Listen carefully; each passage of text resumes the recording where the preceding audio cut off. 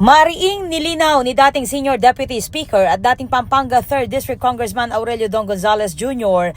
na hindi siya isang kontraktor kundi isang mambabatas. Sa pulong na ginanap sa Arayat, Pampanga kasama ang mga kinatawan ng lokal na pamahalaan at mga opisyal ng DPWH Pampanga 1st District Engineering Office, iginiit ni Gonzales na isa siyang mambabatas at hindi kontraktor bilang tugon sa mga batikos at paratang laban sa kanya. Gusto ko lang pong sabihin ito. I want what very clear to you. Si Don Gonzales po, hindi po kontraktor. Hindi po ako kontraktor. Ako po isang mambabatas. From 2007 hanggang 2013, from 2016 to 2025, at ako po isang legislator. Hanggang ngayon po, hindi po ako kontraktor.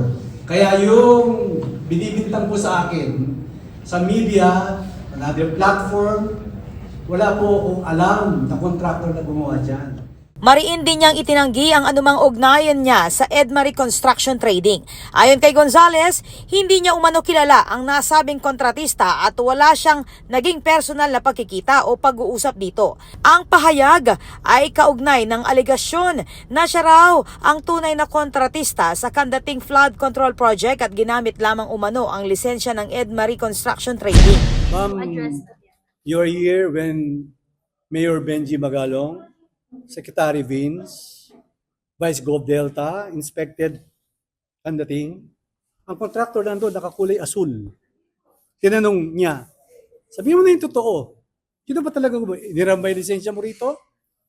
Hindi, ako po talaga yung contractor. Ano pa ang gusto niyo marinig, ma'am? Hindi ko kilala si Edmarie. Kung engineer man yan, engineer ako, hindi ko pa nakikita ng personal si Edmarie. Okay, ang pamilya ko, contractor yan, di ba? Pero ako hindi ako contractor. My son is a civil engineer. Di ba? Kung halimbawa, gagawin ko yung kandating na yan, ba't ko pa ihiramin si Edmarie? Sige nga, ba't ko pa ihiramin si Edmarie? Ba't hindi ko gagamitin yung company ng family ko kung ako ang gagawa?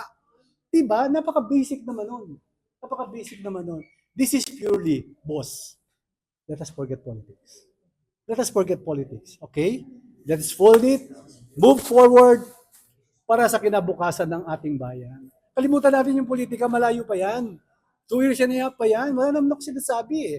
Akala ko nga, nung June 30, 2025, baka kapagbakasyon ako ng maayos. Hindi eh. Nung after ng SONA, tira ng tira sa akin eh. Hindi na ako nakaupo eh. Diba? Hindi ko alam, boss. Kayo naman pwede sumagot. And I'm urging you, my friends in media, let's be fair. Ano? Sabihin lang natin yung totoo. Sabihin lang natin yung totoo. Hindi ako nagpapapanig sa inyo, hindi ako nagpapakampi sa inyo. Sabihin lang natin yung totoo kung ano ang talagang nangyayari sa ating bayan. Samantala, nananawagan si Gonzales ng pagkakaisa sa hanay ng mga lingkod bayan at mamamayan sa gitna ng mga kontrobersya sa bansa.